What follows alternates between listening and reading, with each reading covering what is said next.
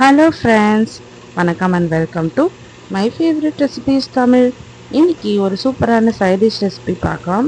இட்லி தோசைக்கெலாம் தொட்டு சாப்பிட்றதுக்கு ஒரு சூப்பரான சட்னி. இது சாப்பிட்றதுக்கு செம்ம டேஸ்ட்டாக இருக்கும். செய்கிறது ரொம்ப ஈஸி. ஒரு 10 நிமிஷத்துல நீங்கள் இதை செஞ்சு முடிச்சிடலாம். இப்போ வாங்க சட்னி எப்படி செய்யுதுன்னு பார்க்கலாம். இந்த சட்னி செய்யறதுக்கு ஃபஸ்ட்டு பேன் வச்சுக்கோங்க. அதில் 1 டேபிள் ஸ்பூன் எண்ணெய் ஊற்றிக்கோங்க. எண்ணெய் நல்லா சூடான அப்புறமா ஒரு 4 வரமிளகாய் சேர்த்துக்கோங்க.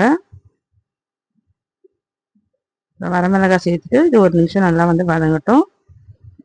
இப்போ இது கூட ஒரு 10 சின்ன வெங்காயம் சேர்த்துக்கோங்க. நம்ம சின்ன வெங்காயம் சேர்த்தா தான் இது சட்னி சூப்பராக இருக்கும், நல்லா டேஸ்டாகவும் இருக்கும். இப்போ இது கூட ஒரு 5 பல் பூண்டு சேர்த்துக்கோங்க. பூண்டு சேர்த்துட்டு வெங்காயமும் பூண்டும் நல்லா வதங்கட்டும். இப்போ ஒரு மீடியம் சைஸ் தக்காளி சேர்த்துக்கலாம். தக்காளி அதிகமாக சேர்க்க தேவையில்ல, ஒரே ஒரு தக்காளி சேர்த்தா போதும். அதிகமாக சேர்த்தோம்னா புளிப்பு சுவை வந்துடும், அதனால ஒரே ஒரு தக்காளி மட்டும் சேர்த்துக்கோங்க.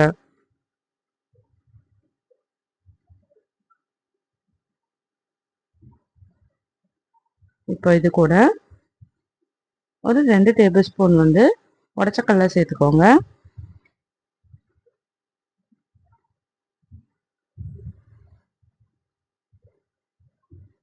உடச்சக்கடலை சேர்த்துட்டு இதையும் நல்லா ஃப்ரை பண்ணிக்கலாம்.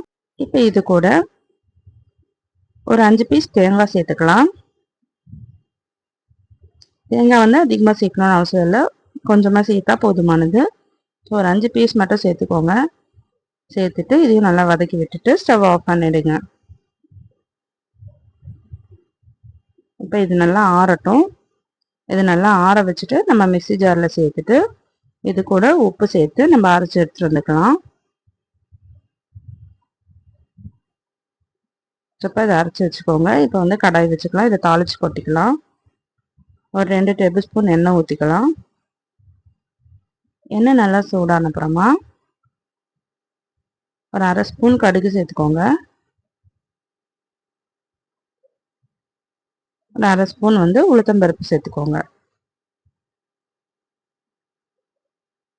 இப்போ இது கூட நம்ம அரைச்சி வச்சிருக்க சட்னியை ஊற்றிட்டு லோ ஃப்ளேமில் வச்சுருங்க.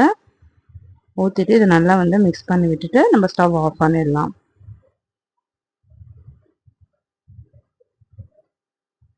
ஸோ அவ்வளோதாங்க, சூப்பரான சட்னி ரெடி பண்ணிட்டோம். இது சாப்பிட்றதுக்கு செம்ம டேஸ்ட்டாக இருக்கும். ஸோ சுட சுட தோசை ஊற்றிட்டு இந்த சட்னி வச்சு சாப்பிட்டோன்னா செம்ம டேஸ்ட்டாக இருக்கும். நம்ம இட்லி கூட கூட வச்சு சாப்பிட்லாம். ஸோ நீங்களும் இந்த சட்னியை ட்ரை பண்ணி பாருங்கள். ட்ரை பண்ணிவிட்டு எப்படி இருந்ததுன்னு கமெண்ட் பண்ணுங்கள்.